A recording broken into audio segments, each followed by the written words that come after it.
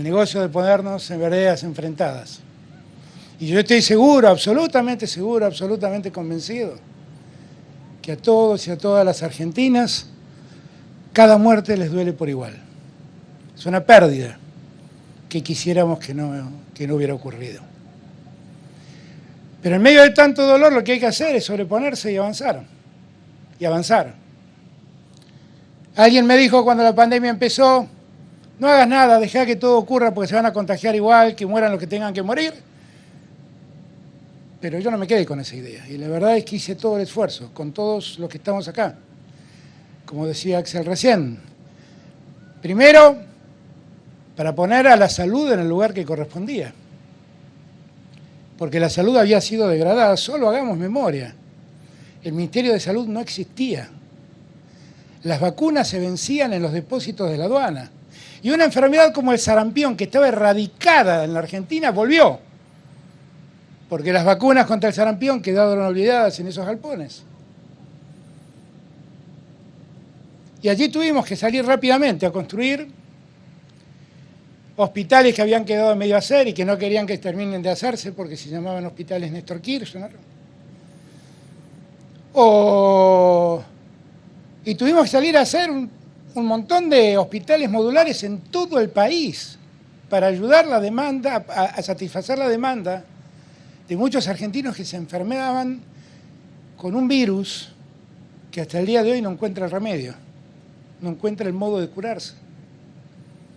Encuentra el modo de prevenirlo, que es la vacuna de la que habla Axel, que tardó en llegar, tardó casi un año en llegar.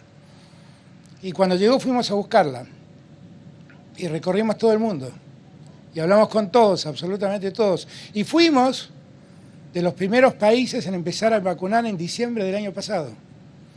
Y desde entonces seguimos vacunando día a día en un mundo donde es justo decirlo y necesario recordarlo, el 90% de las vacunas quedaba en manos del 10% de los países. Entonces, luchar por conseguir las vacunas no era una cosa fácil, era una cosa muy compleja, mucho más que compleja. Pero no bajamos nunca los brazos porque estábamos convencidos que ese era el camino. Y poco a poco las vacunas llegaron. Y cuando empezaron a llegar, las vacunas se enfermaban, las vacunas eran veneno. Y decían que no había que darlas. Y asustaron a muchos argentinos y a muchas argentinas. Y nosotros fuimos con nuestra prédica para que nadie tuviera, para que nadie temiera, para que todos tuvieran la convicción de que estaban encontrando en esa vacuna una solución. Y ya llevamos vacunados a más del 60% de los mayores de 18 años. Y empezamos por los más débiles, por los mayores de 60 años, que eran una gran preocupación nuestra desde el primer día porque habían quedado abandonados en los 4 años anteriores. Y yo me había comprometido en campaña que los medicamentos para los jubilados iban a ser gratis, y lo fueron. Y también habíamos tomado la decisión como fuerza política que somos de que los jubilados dejen de perder con la inflación en sus ingresos.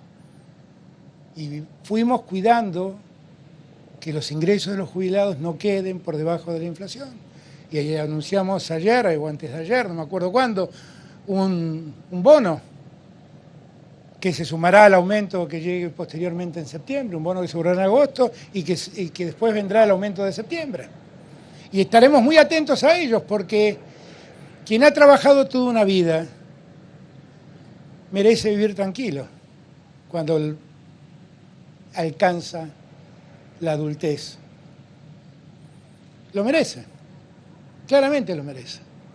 Y es parte de quien gobierna dar garantía a esa gente. Les cuento cosas que fuimos haciendo, pensando en cada peronense, en cada bonaerense, en cada argentino y en cada argentina. Pensando en ellos, paramos el siniestro aumento de tarifas que vivíamos hasta el año 2019. Escuché muchas veces en la campaña aquella, no lo voy a olvidar, abuelos y abuelas que me decían, o pago la luz o compro los medicamentos. Hoy tengo la tranquilidad que pueden pagar la luz y pueden comprar los medicamentos, y pueden tenerlos. Y eso lo hicimos para todos los argentinos, lo hicimos también para la pequeña y mediana empresa, para los productores de la pequeña y mediana empresa que definitivamente necesitaban un auxilio del Estado, y lo auxiliamos en todo este tiempo de pandemia. Los auxiliamos con el ATP a todas las empresas para que los trabajadores formales no pierdan su empleo. Y para aquellos que estaban en la informalidad los ayudamos con el IFE. Y a los pequeños comerciantes los ayudamos con créditos a tasa cero. Nunca el tiempo de pandemia nos paralizó. En el medio arreglamos la deuda que teníamos con los acreedores privados, que no la tomamos nosotros. Y ahora estamos trabajando para ver cómo resolvemos la deuda con el Fondo Monetario. Y a mí me impresiona mucho, porque los que tomaron esa deuda y nos obligan este año, en lo que queda de aquí a fin de año, a pagar 5.000 millones de dólares, nos explican cómo debemos negociar. Es impactante. Los que llevaron al país al default, los que se endeudaron, los que dejaron al país sumido en la miseria, vienen ahora y nos explican cómo hay que hacer para salir de la miseria. Es impresionante. Anda por ahí un candidato a diputado en Entre Ríos que tuvo a su cargo el área de obras públicas y el área de vivienda. 14.000 viviendas terminadas prácticamente tuvo para entregar y no las entregó. ¿Saben por qué? Porque no quería que nadie que viva en esas viviendas recuerden que esas casas fueron hechas en época de Cristina. ¿Y sabe lo que logró? El padecimiento de 14.000 familias. Yo tengo la tranquilidad que desde que llegamos, llevamos entregadas más de 11.000 viviendas y estamos construyendo más de 100.000 viviendas. Y estamos dando trabajo con ello a más de 300.000 argentinos.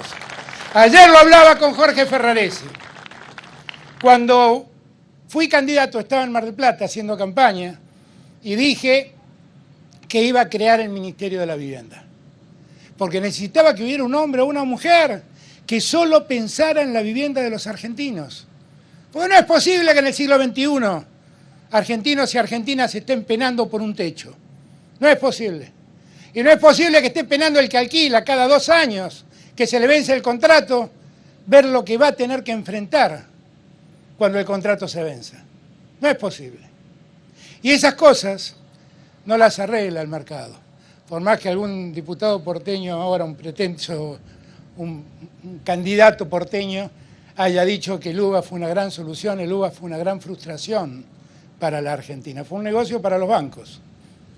Pero como yo decía entonces, yo entre los bancos y la gente siempre elijo a la gente, nunca elijo a los bancos. Y esa es la diferencia. Martín decía el otro día en Lomas que no todo es lo mismo en la política. Y tiene razón Martín, porque tenemos concepciones que están muy adentro nuestro, que nos hacen ver distinto las cosas. Para nosotros, primero, los últimos. Los que están sumergidos en el pozo de la pobreza. Los que no tienen casa, los que no tienen trabajo. Esas y esos son los que más nos preocupan.